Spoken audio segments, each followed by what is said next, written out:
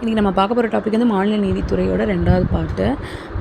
கல்கட்டா, பம்பாய், சென்னை உயர்நீதிமன்றங்கள் உருவாக்கப்பட்ட ஆண்டு வந்து 1862. 2 அல்லது மேற்பட்ட மாநிலங்களுக்கு ஒரே பொது உயர்நீதிமன்றம் இருக்கலாம் அப்படிங்கிற அங்கீகாரம் எந்த சட்டத்திருத்தம் வழங்குச்சுன்னா 7வது சட்டத்திருத்தம் வழங்குச்சு. உலகிலேயே 2வது பெரிய நீதித்துறை வந்து சென்னை வளாகம் சென்னை. இந்தியாவில் உயர்நீதிமன்றங்களின் எண்ணிக்கை வந்து 25.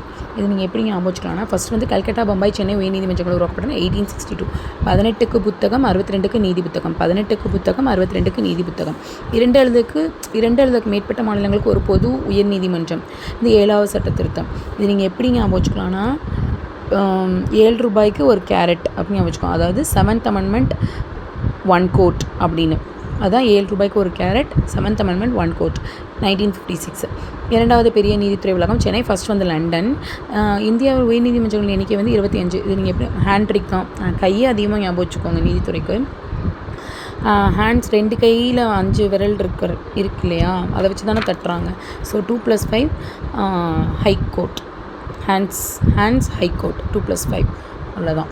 இந்த வீடியோ உங்களுக்கு பிடிச்சிருந்ததுன்னா லைக் பண்ணுங்கள், கமெண்ட் பண்ணுங்கள், ஷேர் பண்ணுங்கள், சப்ஸ்கிரைப் பண்ணுங்கள்.